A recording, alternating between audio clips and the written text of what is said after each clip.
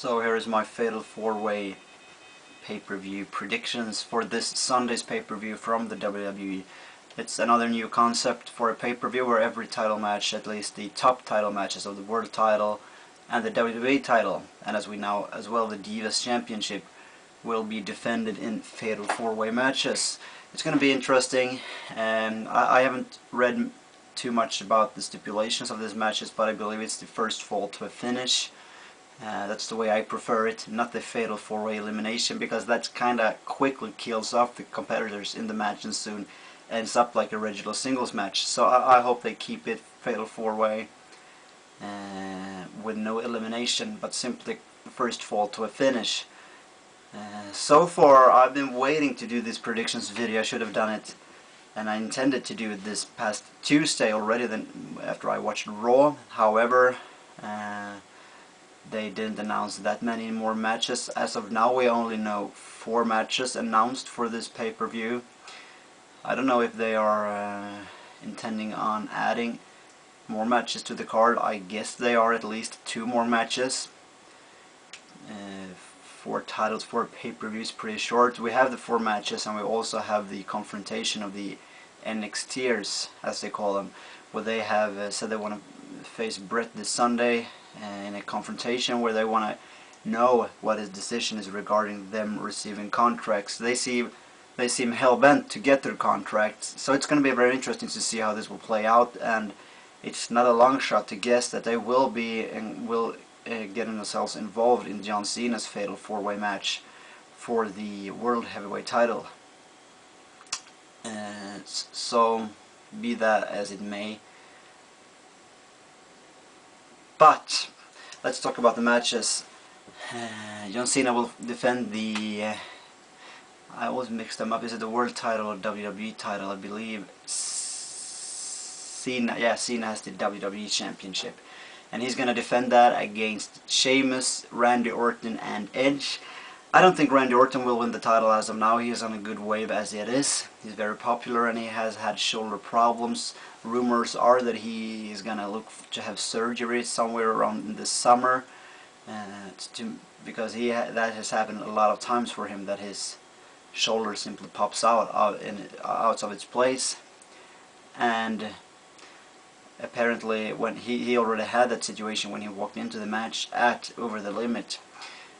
Will Cena retain? I predicted it about 2 months ago, 1.5 months ago, when people asked me in a Q&A video, how long do you think Jack Swagger and John Cena will keep their titles? And I said Swagger, a good guess would be around SummerSlam, and that's still my predictions, around SummerSlam, somewhere Night of Champions in September. I at least believe he will keep the title, but I said that John Cena, due to the more competitive situation on Raw, he might lose the title quicker than Swagger, and he might not even keep it over the summer. He might only keep it going into the summer, and this might be the place where he loses the title. I don't think to Randy Orton. I doubt Edge. He recently came from the title, but I would consider he could keep the title, and we might see like John Cena versus Wade Barrett over the summer. That would be very, very interesting. But that would also mean a momentous push for someone like Barrett very quickly. But I think he could make it. He's a solid wrestler. He has a solid character, and he's booed. He got a crowd reaction. So for me, the choice is between either Cena retaining or Sheamus winning the belt. And we could see actually John Cena versus Wade Barrett without the title involved, to establish Wade Barrett, and that would mean that Sheamus can win the title, and I believe he will take the title this Sunday at Fatal 4-Way. Maybe due to Barrett costing him the belt, we don't know that yet. Sheamus is good enough to win the match by his own. But that would also leave John Cena wanting a rematch against Sheamus, which he might get at Money in the Bank perhaps, because I believe there's more matches between these two to come, because they had their feud and it felt like it was cut short this past winter, and still Sheamus has never been pinned or made to submit by John Cena. So I guess it's a long shot maybe, and it's a wild guess, but I think Sheamus might win the title. It's gonna be Sheamus winning or Cena retaining. So it's a coin flip there. Swagger, I believe, will retain the title against Big Show, CM Punk, and Rey Mysterio. Rey Mysterio, who entered last by winning a Battle Royal, he still seems to have a score to settle with CM Punk. We also have Kane as the X Factor there, and I don't know if you have noticed this on the shows recently. There's a lot of stuff going on. WWE is seemingly heading for a very strong summer, considering the programming, the storylines. They are packed with storylines and relations between the wrestlers. More or less every wrestler seems to be involved in a storyline as of now. So it's very interesting. Well, then we have Kane as the X Factor there, doing his investigation on the attack on the Undertaker. I believe Swagger, like I said, he will retain. He will keep the belt over the summer. Maybe he will get a pinfall over the Big Show. Maybe Kane will get involved and indirectly helping to win the match. Also, we have another Fatal 4-Way added this past Monday on Raw. We'll see Eve Torres, who's done an incredibly good job improving in the ring, and she's very athletic, and she will compete against Maryse, Gail Kim, and Alicia Fox. I believe Alicia Fox will win this belt. She will take the title. She's been looking very strong recently on the programming of Raw. She accepted this bounty set by Ashton Kutcher on Zack Ryder due to their Twitter account feud or something like that, and she's been looking strong. She was pinned. I don't know if she was pinned or Maryse was pinned. I believe that Fox was pinned this past Monday on Raw, so that maintained that she may be leaving the pay-per-view looking strong. So I say Alicia Fox will win the Divas Championship. Then of course we have the recently crowned champion The Miz, whom will keep the title against R-Truth. That's my guess, and it's going to be a very good match. R-Truth, who took the title from The Miz right after Over the Limit, when Bret Hart had relinquished the belt. So I believe that Miz not only keep the title for 6 days, he won it in a Fatal 4-Way, and seemingly right now it feels like if he won a Fatal 4-Way taking the title, he will be looking pretty weak. If he then, from winning a Fatal 4-Way match, suddenly loses a singles match. Of course it's more intense, it's more of a duel.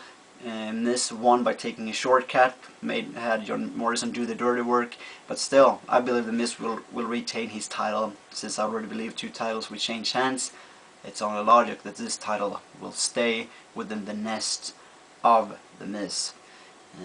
We could also have the Hurt Dynasty versus the Usos. I don't believe anything has been announced there, but in that case of them wrestling each other, I hope that that's going to be a really good match, and as I see it, they could as well keep building this match for Money in the Bank or something, because it's a really good feud.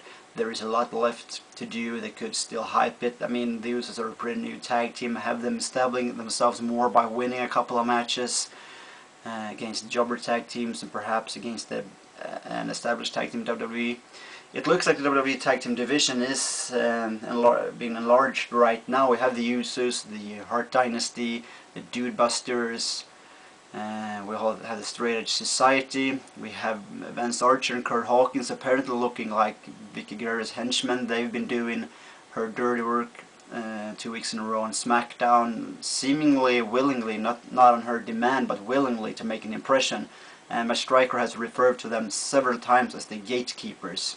So that might be something. That's 5 legit tag teams, and that's very sad then that Carlito was released, because WWE had just reformed the Colons, which would have meant 6 solid tag teams in WWE, and that would have embarked on a very good future for the WWE Tag Team division. Also note that WWE intended on bringing up the Fortunate Sons, Joe Hennig and Brett DiBiase, to join Ted DiBiase on Raw, but Brett DiBiase got injured in FCW.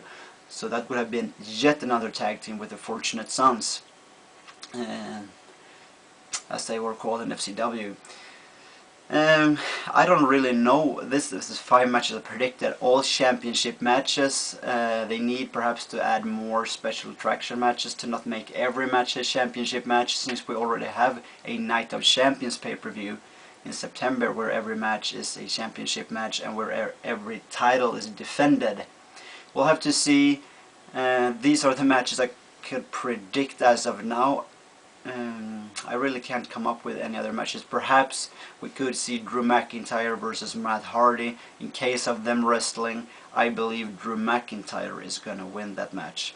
Thank you for watching and have a nice day.